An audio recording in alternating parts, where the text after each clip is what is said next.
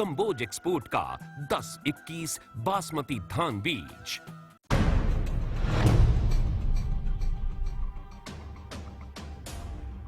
नमस्कार, to the point देख रहे हैं आप और आपके साथ मैं हूं प्रतिमा दत्ता। टू द पॉइंट में आज आपकी मुलाकात हरियाणा विधानसभा के पूर्व स्पीकर और कांग्रेस के वरिष्ठ नेता कुलदीप शर्मा जी से है। कुलदीप जी, बहुत स्वागत आपका। Thank you. कुलदीप जी, 2.5 साल प्रदेश की सरकार के हो चुके हैं। क्या आपको लगता है वो तमाम वादे पूरे कर पाई है ये सरकार, जिसको जनता को दिखाकर सत्ता हासिल की थी? देखिए, 2.5 साल का जो गोल्डन पीरियड किसी भी सरकार का रहता है, जिसमें वो अपनी परफॉर्मेंस दिखा सकता है या स्टेट को आगे ले जाकर करिश्मा कर सकते थे, that period has been wasted by this government. मैं दावे के साथ कह सकता हूं कि इस 2.5 साल के दौरान हरियाणा को जो आगे बढ़ना चाहिए था, जो प्रगति करनी चाहिए थी, जो विकास के नए आयाम हमें स्थापित करने चाहिए थे, जो नई इंस्टीट्यूशंस यहाँ आनी चाहिए थी, नई इन्वेस्टमेंट्स यहाँ आनी चाहिए थी, जो एम्प्लॉयमेंट रोजगार के नए एवेन्यूज, रोजगार के नए तरीके सामने आने चाहिए थे, जो व्यापारियों के लिए इंफ्रास्ट्रक्चरल ग्रोथ चाहिए थी, वो होनी चाहिए थी, उनमें से कुछ भी नहीं हुआ। और ये बात मैं ही नहीं कह रहा हूं, भारतीय जनता पार्टी के असंतुष्ट परंतु वरिष्ठ विधायक ये बात कह रहे हैं कि मुख्यमंत्री जी ने 2.5 साल का जो ये समय है, जो कि गोल्डन पीरियड बोलते हैं, इसको वेस्ट कर दिया है। और अब 2018 आने वाला है और 2019 में जैसा मुख्यमंत्री ने घोषणा की है कि पार्लियामेंट चुनाव के साथ स्टेट के भी चुनाव होंगे, तो मेरा ये ख्याल है कि केवल मात्र 1 साल बचा है इस सरकार के पास अपने आप को कुछ भी थोड़ा मात्र साबित करने के लिए। जो इस सरकार की दूरदृष्टि होनी चाहिए थी, क्योंकि हरियाणा ऑलरेडी एक डेवलपिंग स्टेट नहीं, डेवलप्ड स्टेट है, इसको आगे ले जाना इतना मुश्किल नहीं था। इस स्टेट के अंदर आज हम पावर कट्स फेस कर रहे हैं। जहां सेल्फ सफिशिएंट था हरियाणा, वहाँ इंडस्ट्री है, चाहे वो डोमेस्टिक यूज़ का है, चाहे कॉमर्शियल यूज़ का है, दुकानों पर है, किसानों के लिए है, हर जगह बहुत लंबे लंबे पावर कट चल रहे हैं। ऐसी परिस्थिति में हम आगे कहाँ बढ़े? मुझे मुख्यमंत्री जी या इनकी सरकार ये बताए कि कौन सी नई इंस्टीट्यूशन हरियाणा के लिए आई है जिसकी नेशनल इंपॉर्टेंस हो। यहाँ तो मुख्यमंत्री जी को ये भी नहीं पता था कि यहाँ इंडियन इंस्टीट्यूट ऑफ मैनेजमेंट पिछले 6-7 साल से रोहतक में काम कर रहा है। इतनी कौन कौन सी संस्थाएं कहाँ हैं, इनको ये नहीं पता था कि Ambedkar national law university already Rajiv Gandhi education city के अंदर बन रही है। तो कल मैं मंत्री जी का जवाब देख रहा था कि हम बनाएंगे अम्बेडकर जी के नाम पर एक यूनिवर्सिटी। तो उनको मतलब इस सरकार का विजन नहीं है, इस सरकार की अंडरस्टैंडिंग नहीं है और इस सरकार की प्रशासन पर पकड़ नहीं है। ये बात मैं भी कह रहा हूं, लोग भी कह रहे हैं और इनके अपने लोग भी कह रहे हैं। बिल्कुल, ये बहुत महत्वपूर्ण है, क्योंकि अपने लोग ही आरोप लगा रहे हैं। आप लोग लगाते हैं तो ये भी समझा जा सकता है कि ठीक है, राजनीतिक पार्टियां हैं तो आरोप तो लगाना ही है। अपने लोग आखिर आरोप क्यों लगा रहे हैं? जनता भी इस बात से काफी हैरान परेशान है। देखिए, ये बात सीधी समझ में आ रही है। कोई भी आदमी विधायक बनता है, वो चाहता है कि उसके इलाके में रोजगार मिले, वो चाहता है उसके इलाके में इंडस्ट्री आए, उसके इलाके में प्रगति हो, सड़कें बने, वो ये चाहेगा कि उसके इलाके में स्कूल्स, हॉस्पिटल्स और जो भी इंफ्रास्ट्रक्चरल ग्रोथ की चीजें हैं वो सामने आए। लेकिन हुआ इसके बाद, इस 2.5 साल के दौरान विधायक जो है उनको कहीं ना कहीं अंदर से ये अनुभूति आ रही है कि अब लोगों के बीच में जाना होगा। तो जब लोगों के बीच में जाने का डर सताता है तो इस प्रकार की भाषा सुनने को मिलती है। वोट किस बेस पे मांगेंगे? किस बेस पे हम मांगेंगे? लोगों को क्या कहेंगे? लोग जालिम हैं, हर बात का ताना देंगे, बातों बातों में ये जिक्र भी ले आएंगे कि हुआ क्या है, बताइए क्या हुआ। तो इस बात से कहीं ना कहीं अंतर जो मन है, जो उनके अंदर का एक इंसान उन हर व्यक्ति के अंदर रहता है, वो जाग उठती है अंतरात्मा और ये बोलने के लिए मजबूर कर देती है जो उन्होंने बोला है कि इस सरकार ने कुछ नहीं किया। या अनुभवहीन सरकार है, ये आरोप भी आप लोग खूब लगाते हैं इस सरकार पे। क्या वो बातें सही साबित हो रही हैं? अनुभव नहीं है इसलिए इतनी परेशानियां हैं? देखिए, जहां तक गवर्नेंस का सवाल सरकार चलाने का है, उसमें ये सरकार टोटली फेल हो चुकी है, क्योंकि अधिकारियों पर कोई कंट्रोल नहीं है। अधिकारी मनमानी करते हैं। इनके विधायक पार्टी के लोग कह रहे हैं, इनके मेंबर्स ऑफ पार्लियामेंट कह रहे हैं, पब्लिक मंचों से कह रहे हैं, मुख्यमंत्री की उपस्थिति में कह रहे हैं, विधानसभा में कह रहे हैं। तो ऐसी परिस्थिति में जब सरकार का कंट्रोल ना हो नौकरशाही पर, बाबू डॉम पर, तो आप ये कह सकते हैं कि भी इनको अभी अनुभव नहीं था। अनुभव होता तो ये प्रदेश आगे बढ़ता, हम कहीं ना कहीं प्रगति करते। अनुभव नहीं है और उलझे रहते हैं, कभी आदेश करते हैं। अब जैसे एक यू टर्न आदेश, सरकार भी बहुत लोग कह रहे हैं कि फैसले लेती है फिर कहती है नहीं ये तो कुछ और कहा था, ऐसा नहीं था। यू टर्न भी कह लीजिए इसको, या ये सरकार जो फॉरवर्ड गियर में चलनी चाहिए थी, ये सरकार अब रिवर्स गियर में चल रही है। मुख्यमंत्री जी ने कहा था कि मैंने सरकार गियर बदल दिया, लेकिन वो गलती से बैक गियर लगा के बैठ गए हैं। अब सरकार आगे बढ़ने की बजाय, प्रांत आगे बढ़ने की बजाय बैक में हाँ, एक बात का अनुभव इनको बहुत हो गया है, पैसा कमाने का। खूब पैसा कमाया जा रहा है, इलीगल माइनिंग के थ्रू कमाया जा रहा है, रियल एस्टेट के थ्रू कमाया जा रहा है, और कमाई के महकमे जो हैं उनसे खूब कमाया जा रहा है। ना खाएंगे ना खाने देंगे, ये भी अब ये भी खा कहा भी गया। रहे हैं और गुर्रा भी रहे हैं। ऐसी सरकार जो खाए और गुर्राए। मैंने विधानसभा में प्रश्न उठाया था कि हरियाणा के अंदर सरेआम इलीगल माइनिंग हो रही है, जिससे हजारों करोड़ रुपए का नुकसान हरियाणा की सरकार को हो रहा है। तो मेरे खिलाफ प्रिविलेजेस मोशन लेके आ गए। अब जब सरकार के मंत्रियों के नाम, मुख्यमंत्री के ओएसडी के नाम और सरकार में बैठे हुए अधिकारियों के नाम करनाल के माइनिंग स्कैंडल से जुड़ गए, और ये सामने आ गई बात कि 110 करोड़ रुपए की रिकवरी जो सरकार को ठेकेदारों से करनी चाहिए थी, वो किन्हीं कारणों से, मिली भगत से, मंत्रियों के आशीर्वाद से या मंत्रियों की लेन देन की वजह से वो नहीं हो रही है। तो परिस्थिति आप खुद समझिए कि जो लोग ईमानदारी का दम भरते थे, उनके ईमानदारी के सबूत सामने आ रहे हैं, और जिनसे थी वफा की उम्मीद वही बेवफा निकले।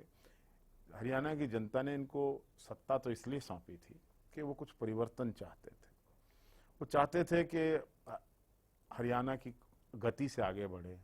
वो चाहते थे कि भी जिस प्रकार ये लोग कह रहे हैं, जिन्होंने प्रॉमिस किया कि हम ईमानदारों की सरकार लेके आएंगे, लेकिन आज इन्हीं के लोग, चाहे वो ग्वाल पहाड़ी का मुद्दा है, चाहे मेट्रो रीअलाइनमेंट का मुद्दा है, चाहे खनन का मुद्दा है, चाहे और मुद्दे हैं, इन्हीं के लोग इन पर आरोप लगा रहे हैं कि ये सरकार में भ्रष्टाचार हावी है। आज किसानों की भी हाल देखते हैं तो काफी उनके माथे पे चिंता की लकीरें रहती हैं। सरकार ये दम भरती है कि किसानों को कोई दिक्कतें हम आने नहीं देंगे, हम उनके सबसे ज्यादा हितैषी हैं। क्या वाकई ऐसा है? और हर बार किसान की बात जब हर सरकार की तरफ से की जाती है तो उनका उद्धार क्यों नहीं हो पाता?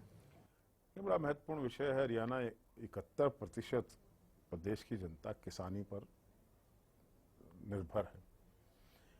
किसान को पानी चाहिए, पानी नहीं मिलता है। SYL ना हम ले पाए, और जो ये छाती ठोक कर कह रहे हैं कि सुप्रीम कोर्ट का फैसला इन्होंने कराया है, वो भी पानी नहीं लेकर आ रहे हैं। हरियाणा का 73% एरिया डार्क जोन में चला गया है। उसके ऊपर बिजली की मार है, किसान को बिजली नहीं मिल रही। उसके ऊपर मार है कि फसलों की कीमत नहीं है।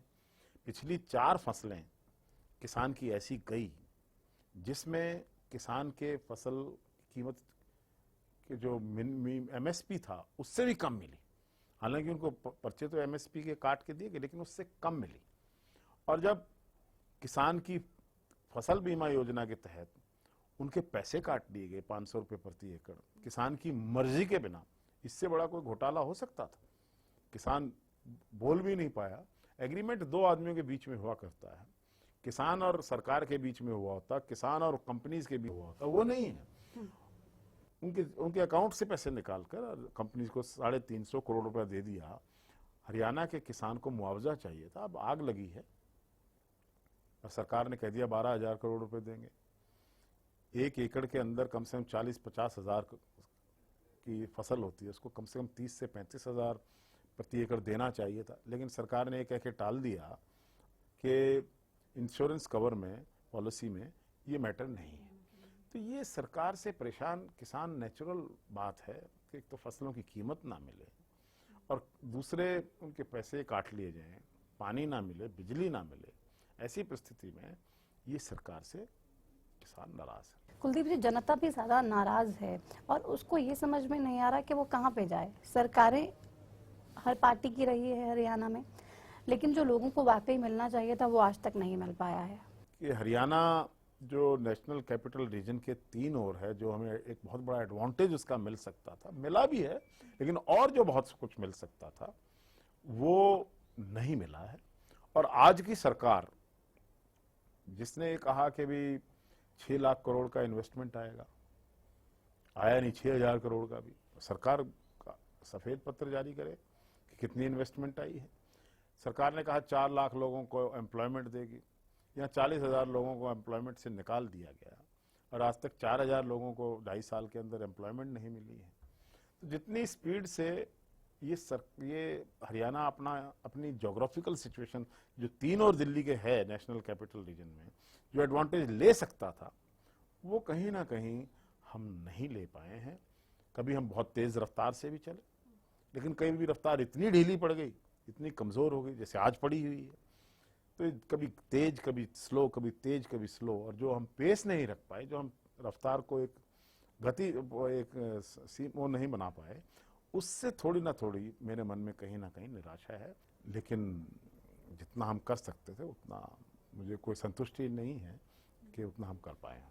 हरियाणा में हम यहाँ पे सरकारी स्कूलों की बात करें या सरकारी अस्पतालों की बात करें, ये दोनों ही जो चीज़ें हैं ये काफ़ी गंभीर है, इनकी हालत काफ़ी दयनीय है। ना सुधार पहले था और ना सुधार इस सरकार के आने के बाद हुआ है। ये ठीक है कि शिक्षा का स्तर जो है वो आगे बढ़ने की बजाय निरंतर उसमें गिरावट दिखाई दे रही। हरियाणा सरकार का तकरीबन 9,000 करोड़ का बजट शिक्षा पर व्यय होता है, परंतु सरकारी स्कूलों की स्थिति देखिए कि उनमें केवल स्टाइपेंड वाले स्टूडेंट्स पढ़ने जाते हैं।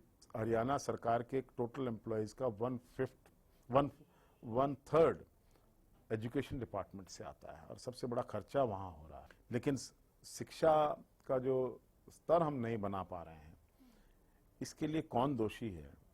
कुछ लोग हमें मानेंगे, मैं कहूंगा कि आज की सरकार इस दोषारोपण को छोड़कर अगर कहीं ना कहीं इस बात को देखा जाए कि हम शिक्षा के क्षेत्र में आगे क्यों नहीं बढ़ पा रहे हैं।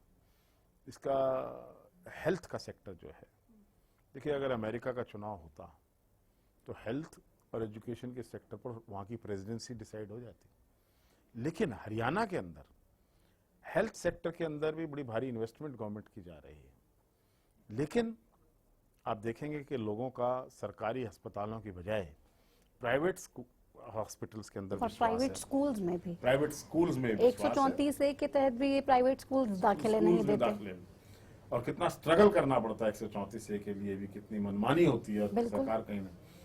तो क्यों, क्या बात है, why this lack of confidence? Government institutions में लोगों का विश्वास क्यों उठता जा रहा है, जबकि मोस्टली लोग वो हैं जो सरकारी स्कूलों से पढ़े और आगे बढ़े। अब वो परिस्थिति बिल्कुल उसके विपरीत है। शिक्षा मंत्री जी हैं, उनको चुटकुले सुनाने से फुर्सत नहीं है। सरकार इस तरह नहीं चलेगी। ये सिर्फ 2.5 साल में तो नहीं हो सकता था, पहले भी। मैं आपकी बात से सहमत हूँ कि जितना होना चाहिए था इस सेक्टर में, चाहे वो ये 2.5 साल लगा के रखें, चाहे पिछली बात कर लें, किसी की भी सरकार रही है, शिक्षा के क्षेत्र में कोर सेक्टर बनाकर इस पर जो काम करना चाहिए, हर एक आदमी की एजुकेशन फैसिलिटी को इतना उसके लिए सिंपल बना के रखना चाहिए था, इतना इनएक्सपेंसिव बना के रखना चाहिए था, जो हम नहीं कर पाए। इसी तरह हेल्थ सेक्टर के अंदर मैं समझता हूं कि प्रदेश के हर एक नागरिक को हेल्थ इंश्योरेंस और हेल्थ सेफ्टी जो है ये बड़ी इंपॉर्टेंट है। हेल्थ, हाइजीन एंड एजुकेशन, ये 3 चीजें बहुत इंपॉर्टेंट हैं।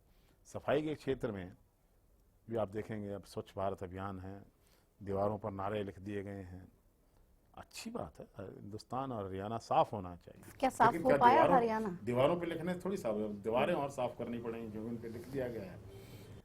कुछ साफ नहीं हो रहा है क्योंकि उसके लिए इंफ्रास्ट्रक्चर नहीं बनाया गया। आज ही मैं अखबार में पढ़ रहा था कि 349 करोड़ का बजट केंद्र सरकार ने स्वच्छ भारत अभियान के तहत हरियाणा को दिया, लेकिन उसका केवल 13% ही प्रयोग हुआ है। तो ऐसी परिस्थिति में आप देख सकते हैं कि इस सरकार ने दीवारें तो सारी लिखवा दी हैं, कैलेंडर भी छप रहे हैं, लेकिन स्वच्छता अभियान के अंदर स्वच्छता लाने के लिए, स्वच्छता जमीनी स्तर पर दिखाई दे, उस पर यह सरकार करने में फेल हो गई। तो आखिर क्यों माना है, क्या वजह माने? हर बार यहाँ पे देखा जाता है अनुभव नहीं, जिसके जो आज 1 लाख करोड़ का बजट पेश करने की करके अपनी पीठ ठोक रहे हैं, वो ये क्यों नहीं बता रहे हैं कि 1 लाख करोड़ के कर्ज के बावजूद जो इंफ्रास्ट्रक्चर में जाना चाहिए था, इंफ्रास्ट्रक्चर ग्रोथ के लिए अगर आप कर्ज ले रहे हो तो कोई बुरी बात नहीं है, लेकिन वो इतना पैसा लेने के बावजूद भी हम हरियाणा के लोग आगे नहीं बढ़ पा रहे हैं। हम आज नेशनल रेटिंग आई है कि स्वच्छता के अंदर प्रांत का कोई भी शहर आगे नहीं बढ़ पाया है। और क्या कारण है? एनसीआर के आसपास के सिटीज के अंदर बहुत अच्छी सफाई व्यवस्था होनी चाहिए थी, सरकार का इस तरफ ध्यान नहीं है। और जब सरकार का ही ध्यान नहीं है तो ये कोर सेक्टर जो है वो उनमें मुझे तरक्की होने की कोई संभावना दिखाई नहीं देती। बीजेपी की बात करें, वहां पर भी किस तरीके से परेशानियां चल रही हैं सरकार के लिए, क्योंकि खुद ही बहुत सी नाराजगियां हैं। कांग्रेस की बात भी इस पर मैं करना चाहूंगी, क्या परेशानी चल रही है? जो परेशानी थी क्या वो हो गई सब ठीक? मैं मानता हूँ कमियां हैं, कमजोरी है। उस कमजोरी और कमियों को दूर करके संगठन को बल देना जरूरी है, क्योंकि संगठन ही एक माध्यम है जिसके माध्यम से सत्ता पर आप काबिज होते हैं। अगर संगठन कमजोर रहेगा तो सत्ता प्राप्ति का दिवसपन रह जाएगा। तो अभी संगठन कमजोर है कांग्रेस का? संगठन में कई जगह कमजोरी है। यहीं नीचे बैठ के आपने प्रेस कॉन्फ्रेंस की थी पिछले सेशन में और आपने कहा था कि हमें नेतृत्व अब बदलना है, आपने मांग की थी। मैं ये जरूर कहूंगा कि कांग्रेस में कई जगह बदलाव की जरूरत है। कहाँ जरूरत है वो हम अपनी पार्टी हाईकमांड को बता चुके हैं। कब बदले जाएगा, क्या बदला जाएगा, ये पार्टी हाईकमांड का अधिकार क्षेत्र है। ये मेरे कहने से नहीं बदल जाएगा, पार्टी ने फैसला करना है, लेकिन बदलाव की जरूरत है कई जगह। और किन किन परेशानियों की वजह से बदलाव की जरूरत है? देखिए, हम सरकार के खिलाफ पिछले 2.5-3 साल के अंदर एक एजिटेशन जो लॉन्च कर सकते थे विभिन्न मुद्दों पर, जिन पे अभी चर्चा भी हुई। अब जैसे बिजली है, बिजली नहीं आ रही है, इस पर कांग्रेस को बाहर निकल के आना चाहिए था। जैसे भ्रष्टाचार है, भ्रष्टाचार के मुद्दे पर कांग्रेस को सरकार को घेरना चाहिए था। किसानों का मुद्दा है, किसानों के मुद्दे पर सरकार को घेरना चाहिए था। जब किसान की फसल पिट रही थी मंडियों के अंदर और किसान पिट रहे थे, तब हमें आके लड़ना चाहिए था, कोशिश करनी चाहिए थी। तो कहीं ना कहीं अब जब समय आ गया है चुनाव का, हमें ये मुद्दे लेकर लोगों के बीच में एक मजबूत नेतृत्व के साथ जाना होगा। पार्टी हाईकमान ने आपको आश्वस्त किया कि जो भी आपके मुद्दे हैं, जो भी आपकी बातें आपकी तरफ से रखी गई हैं, उन पर जल्दी अमल किया जाएगा? मैं तो एक अनुशासन से बधा हुआ हूँ, और पिछली बार भी मैंने कभी ये नहीं कहा था कि भी किसको बदला जाए, हालांकि प्रेस में इस प्रकार की बातें कही गई। मैंने कहा बदलाव की जरूरत है, और आज भी कह रहा हूँ कहाँ कहाँ बदलाव की जरूरत है पार्टी हाईकमांड को बता चुके हैं, उसको कैमरा पर बोलने की जरूरत नहीं है। कुलदीप जी, एक और चर्चा जो पूरे देश में है वो ये कि अब कोई भी चुनाव हो, बीजेपी अगर चुनाव लड़ेगी तो वही जीतेगी, क्योंकि प्रधानमंत्री नरेंद्र मोदी की इतनी स्ट्रॉन्ग छवि है और वो जहाँ पे भी जाएंगे वहाँ पे जीत बीजेपी की होगी। तो क्या इससे कांग्रेस को बहुत नुकसान है? क्योंकि अभी 5 राज्यों के चुनावों के नतीजे हमने देखे, अभी एनसीडी चुनाव हमने देखा जो दिल्ली में था। कहीं ना कहीं हालत क्या खस्ता है, खराब है कांग्रेस की, और कहाँ कहाँ पे काम करने की बेहद जरूरत है? देखिए, 5 राज्यों के चुनाव हुए, 1 में कांग्रेस जीती, 2 में बीजेपी जीती, और 2 में कांग्रेस आगे रही। तो हम पीछे कहाँ रहे? सरकार तो हॉर्स ट्रेडिंग से बनी है। घोड़ों की खरीद हो गई तो गोवा में बन गई, और इसी प्रकार से मणिपुर में बदल गई। मुझे ये बताइए, संख्या किसकी ज्यादा थी? जब भी गोवा में चुनाव होंगे, गोवा के लोग ये कहेंगे कि हमने तो कांग्रेस को चुना था, हमारे से थोड़ी कमी रह गई, लेकिन चुनाव हमने कांग्रेस। तो यूपी में जो जीत मिली, यूपी में जीत किसी विकास को नहीं मिली, यूपी में जीत मोदी को नहीं मिली है, गलत फहमी। यूपी में जीत मिली है पोलराइजेशन को। दो तरह की पोलराइजेशन हो गई, एक तो हिंदू और मुसलमान की धार्मिक आधार पर, एक विद इन हिंदूज पोलराइजेशन हो गई, एंटी जाटव एंटी यादव। उस पोलराइजेशन का सीधा साधा लाभ बीजेपी को मिला, और डिवीजन ऑफ अपोजिशन वोट्स जो हुई, बीजेपी को वहां पर 38% वोट मिला है और 325 सीटें मिली। कांग्रेस, समाजवादी और बहुजन समाज पार्टी को 53% वोट मिले हैं ज्वाइंट, अगर सारों के मिला लिए जाए तो।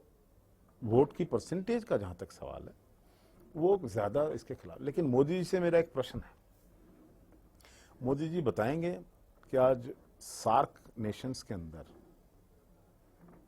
बांग्लादेश, बर्मा, नेपाल, श्रीलंका और पाकिस्तान, ये देश जो कांग्रेस के, पाकिस्तान को छोड़ दीजिए, जो कांग्रेस के समय में दिल्ली की लाइन को टो किया करते थे, वहां पर आज चाइना हावी हो गया है, वो चाइना की तरफ टिल्टेड है।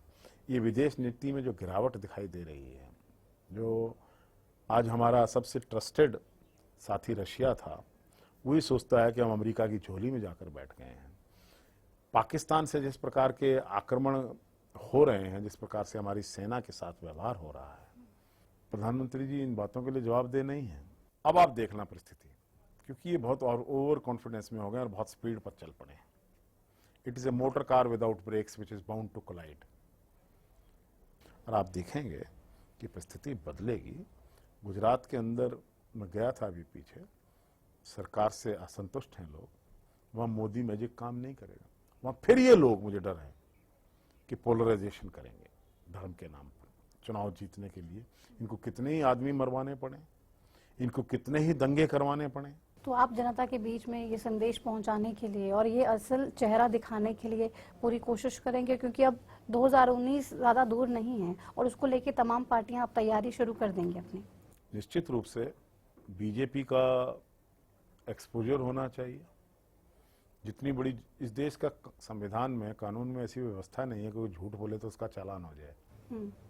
इतनी बड़ी बड़ी झूठ के साथ ये देश चलाया जा रहा है और कानून नहीं कहता है कि उसका चालान। यही आरोप तो कांग्रेस पे लगते थे।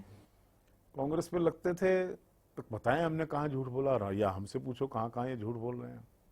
जैसे कह दिया योगी जी ने उत्तर प्रदेश में कि प्राइवेट मेडिकल कॉलेजेस में आरक्षण समाप्त कर दिया जाएगा। मैं पूछना चाहता हूँ था कब? झूठ बोलना, झूठ के सहारा लेना, आफ्टर ऑल लोग भी समझेंगे। तो यही तो राजनीतिक दल जनता को ऐसे ही तो बेवकूफ बनाते हैं। देखिए, मैं तो किसी को बेवकूफ बनाता नहीं हूं, लेकिन ये जरूर है कि भारतीय जनता पार्टी मुख्य विषयों से हटकर लोगों का ध्यान भटकाने में, लोगों का ध्यान इधर उधर करने में कामयाब हो जाती है। तो कांग्रेस को भी बहुत जल्द हम देखेंगे ग्राउंड जीरो पर यस, हर मैसेज कांग्रेस तक धरातल की लड़ाई पहुंचाने के लिए। लड़ेगी। कांग्रेस धरातल की लड़ाई लड़ेगी। और बीजेपी का जो सिनिस्टर कैंपेन है, जो उन्होंने एक राजनीतिक आतंकवाद चला रखा है, अपने विरोधियों के दमन की नीति को लेकर लोकतंत्र में, जो ठीक नहीं है, ये आगे बढ़ रहे हैं। जो भी इनके विरोधी हैं उनको किसी ना किसी तरीके से कहीं ना कहीं मुकदमों में अड़ाओ, तो इस प्रकार की जो ये नीति लेकर चल रहे हैं, इसका अंत हो जाएगा। तो 2019 में आप सरकार बनाने का दावा करते हैं? देखिए, पल पल में भाग्य बदलता है और पल पल में मिजाज लोगों के बदलते हैं। ये वही भारतीय जनता पार्टी है जिसकी 2 सीटें रह गई थी, और ये वही भारतीय जनता पार्टी जो देश पर अपने बहुमत से राज कर रही है। तो ये इस चीज के घमंड में न रहें कि जनता ने उनको अगले आने वाले 100 सालों के लिए गद्दी पर बिठा दिया है। जब 100 दिन रह जाएंगे तब पूछेंगे। चलिए, बहुत शुक्रिया अपना समय देने के लिए। तो जनता ने भले ही अब सत्ता की कुर्सी पे बिठाया हो भारतीय जनता पार्टी को, लेकिन जब तक जनता के लिए काम नहीं किया जाएगा, क्योंकि ये जनता जनार्दन सब जानती है कि कहाँ पे काम हो रहा है, कहाँ पे काम नहीं हो रहा है, और इसके मूड को भांपना बेहद मुश्किल है। तो ये तमाम राजनीतिक दलों को भी सोचना चाहिए कि अगर आप सत्ता की कुर्सी पर काबिज होते हैं तो कम से कम उस जनता के लिए थोड़े काम तो कर लीजिए जिनसे वादे करके आपने ये कुर्सी हथियाई। फिलहाल इसी के साथ टू द पॉइंट में मेरे साथ इतना ही। नमस्कार।